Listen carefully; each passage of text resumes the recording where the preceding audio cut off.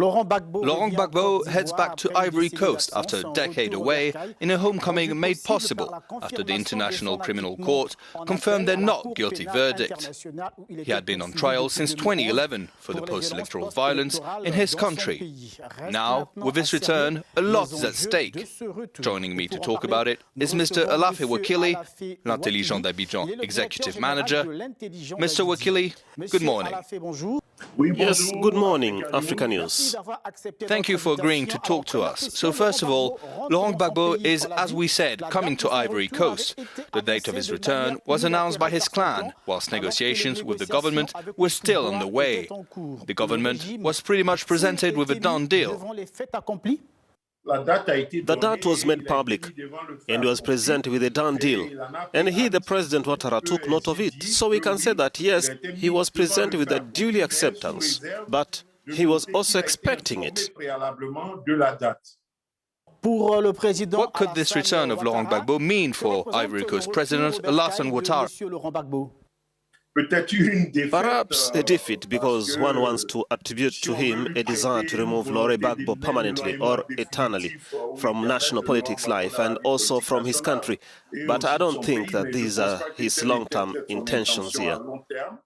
For supporters of the former president, his return is an asset for an easing of tensions in Ivory Coast.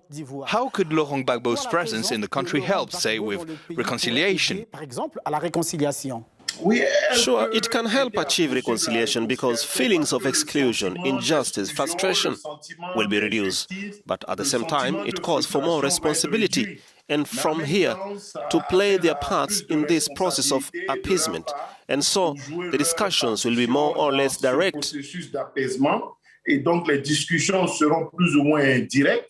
And we will no longer be able to say Gbagbo said there will be still emissaries, collaborators, but at some point it will be possible for either President Bedi or President Ouattara or his supporters, both of them, to meet with President Gbagbo and talk to him directly, so the situation won't be tense. Laurent Gbagbo is coming home after being sentenced to 20 years in prison in 2018 for the robbery of the National Agency of the Central Bank of West African States. The victims of the 2010-2011 political crisis are still demanding justice. How can you have this and this need for national reconciliation? Regarding the victims, there is indeed a need to focus more on their fate by finding sustainable mechanisms for satisfaction. There is a need to address the issue in a lasting and profound way, whether one is a supporter of President Laurent Gbagbo or not.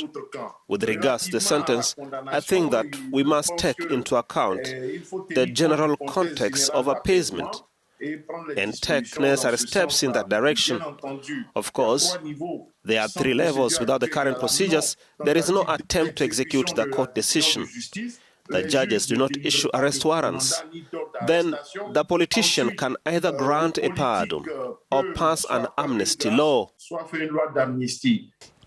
Why is this return interesting or important for the African continent? Well,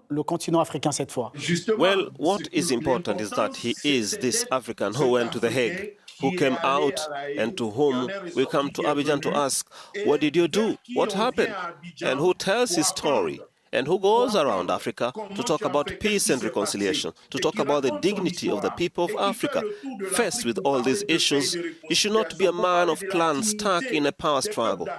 He is the man for whom we must come and realize that he is a wise man in Côte d'Ivoire, the wise man in Mali, for instance, who goes to Mali not as a president of Côte d'Ivoire, but as a president who is also an African, who has won a battle, who goes to Mali to speak to the Malians. This is the Laurent Gbagbo that I want to see, the Laurent Gbagbo that I dream of for Africa.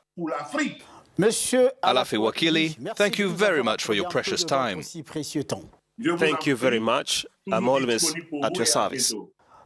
Thank you for watching this special interview dedicated to the return of former Ivory Coast President Laurent Gbagbo to his country.